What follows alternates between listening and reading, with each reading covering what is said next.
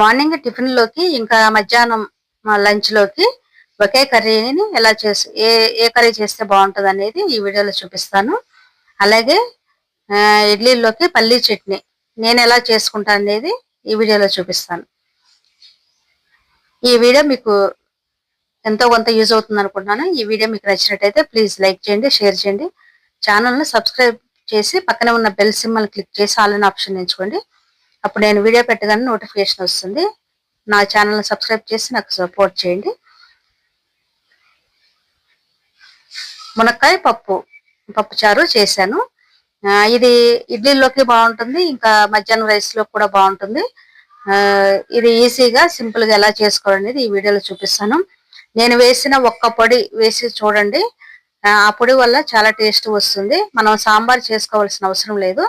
ఆ పొడితోనే మన సాంబార్ టేస్ట్ వచ్చేస్తుంది. ఇప్పుడు ఇడ్లీ వేసుకుంటున్నాను. ఆల్రెడీ మనం ముందు రోజు ఈవినింగ్ టైంలోనే ఇడ్లీ పిండి కలిపేసుకుంటాం కదా. మినపప్పు ఇంకా ఇడ్లీ రవ్వ వేసుకుని కలిపేసాను. ఇది మార్నింగ్ టైం ఇడ్లీ వేసుకుంటున్నాను. ఇది పొట్టు మినపప్పు, అందువల్ల కొద్దిగా బ్లాక్ కలర్ లో ఉండట్టు ఉంటుంది ఆ పొట్టు వల్ల. అవి స్టవ్ వెలిగించే పెట్టుకున్నాను. ఆల్రెడీ అవి ఉడుకుతున్నాయి. పప్పు ఆల్రెడీ ఒకసారి ఉడికించేసాను. ఇప్పుడు దానిలో కొద్దిగా ఉప్పు కారం వేసాను. ఈ పప్పులో కొద్దిగా వాటర్ వేసి కలుపుకున్న తర్వాత దీంట్లో ములక్కాయ ముక్కలు, టమాటా ముక్కలు, పచ్చిమిర్చి, ఉల్లిపాయలు, కొద్దిగా కరివేపాకు వేసుకుని ఒకసారి తిప్పుకుని దీంట్లో కొద్దిగా వాటర్ వేసి ఒక్క విజిల్ రానివ్వాలి. ఇంకా 2-3 విజిల్ వస్తే మెత్తగా అయిపోతాయి, ములక్కాయలు స్మాష్ అయిపోతాయి, టేస్ట్ బాగుండదు అనమాట. ఒక్క విజిల్ వస్తే సరిపోతుంది. తాలింపు వేసిన తర్వాత మళ్ళీ ఒకసారి మరుగుతుంది కాబట్టి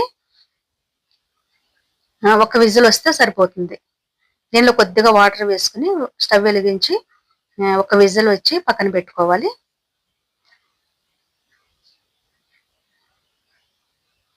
ఇప్పుడు పల్లీ చట్నీ చేసుకుంటున్నాను. ఇది కొబ్బరి పొడి. ఆల్రెడీ నేను కొబ్బరి పొడి సంవత్సరానికి సరిపడా చేసి పక్కన ఫ్రిడ్జ్ లో పెట్టుకుంటాను.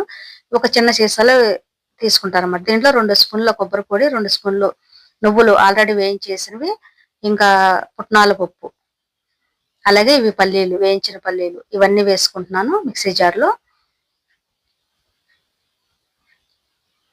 అలాగే పచ్చిమిర్చి, ఉప్పు, జీలకర్ర ఇది కూడా మిక్సీ జార్లో వేసుకోవాలి.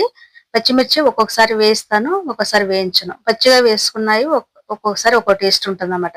పచ్చి ఒక టేస్ట్ ఉంటుంది, వేయించిన ఒక టేస్ట్ ఉంటుంది. ఈసారి నేను వేయించకుండానే పచ్చిమిర్చి వేస్తున్నాను. ఇవన్నీ మిక్సీ జార్లో వేసి పేస్ట్ చేసుకున్నాను. దీన్ని తాలింపు వేసుకుంటున్నాను. ఈ తాలింపు వేసుకుంటే అయిపోయినట్టే చట్నీ. ఇలా తాలింపు వేసుకుంటే చాలా టేస్టీగా ఉంటుంది. మనకి జీలకర్ర, ఆవాలు, పచ్చెనగపప్పు, మినపప్పు, ఎండుమిర్చి, కరివేపాకు వీటన్నిటితో తాలింపు వేసుకున్నాను. దీన్ని పక్కన పెట్టుకుంటున్నాను. మనకి ఇడ్లీలోకి పల్లీ చట్నీ రెడీ అయిపోయింది. ఇది హెల్త్ కి మంచిది. నువ్వులు, ఇంకా వేయించిన శనగపప్పు, అలాగే వేరుశెనగ గుళ్ళు, పల్లీలు,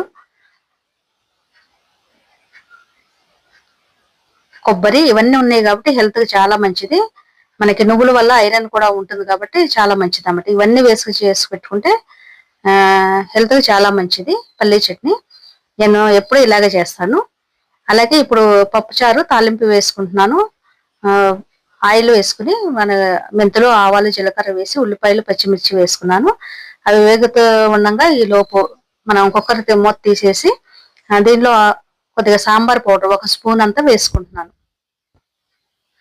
మనకి సాంబార్ లాగా అన్ని ముక్కలు వేయడం లేదు కాబట్టి ఆ టేస్ట్ రావడం కోసం 1 స్పూన్ అంతా సాంబార్ పౌడర్ వేసుకుంటున్నాను. దీనిలోనే కొద్దిగా చింతపండు పులుసు వేసుకుంటున్నాను. ఎక్కువ చింతపండు వేయద్దు, పులుపు ఎక్కువ అయిపోతుంది. ఎందుకంటే ఈ టమాటా ముక్కలు వేసుకున్నాం కాబట్టి మనకు కొద్దిగానే వేసుకోవాలి.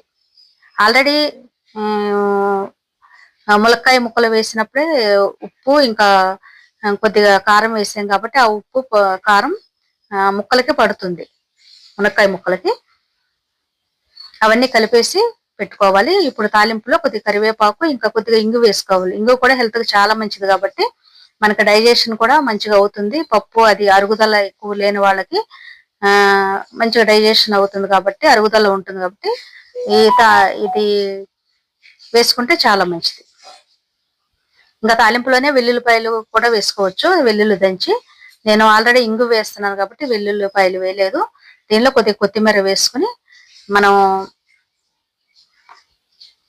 ఇది పప్పుచారు దీంట్లో వేసేసుకోవాలి. తాలింపులో మనం వాటర్ ఎంత కావాలి, పలుచగా కావాలా చిక్కగా కావాలనేది చూసుకుని దాన్ని బట్టి మనం వాటర్ వేసుకోవాలి.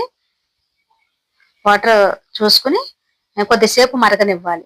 మరిగిన తర్వాత మనం లాస్ట్ లో కొత్తిమీర వేసుకుని స్టవ్ ఆఫ్ చేసుకోవడమే. ఈ విధంగా మనం పప్పు ఇంకా మునక్కాయ చారు లాగా చేసుకునేటప్పుడు, పప్పు చారు చేసుకునేటప్పుడు కొద్దిగా సాంబార్ పౌడర్ వేసుకుంటే మనకి ఆ సాంబార్ టేస్ట్ వస్తుంది అనమాట. ఇడ్లీలోకి అలా మనం సాంబార్ చేసుకున్నప్పుడు ఇలా చేసుకోవచ్చు. ఇది రెండిట్లోకి యూజ్ అవుతుంది. మనకి మార్నింగ్ ఇడ్లీలోకి ఇంకా మధ్యాహ్నం రైస్ లో కూడా ఈ కర్రీ మనం తినొచ్చు. చాలా టేస్టీగా ఉంటుంది. కొద్దిసేపు మరిగించుకోవాలి. లాస్ట్ లో కొత్తిమీర వేసుకుని స్టవ్ ఆఫ్ చేసుకోవడమే. మనం 2 సార్లు 2 కర్రీస్ వండకుండా మార్నింగ్ టైంలో ఆల్రెడీ పల్లీ చట్నీ ఉంది కాబట్టి దాంతో ఇంకా అలాగే పప్పు చారుతో కూడా తినొచ్చు. ఏది ఇష్టం ఉన్నా కూడా అది తినొచ్చు, లేదా రెండింటితో తినొచ్చు.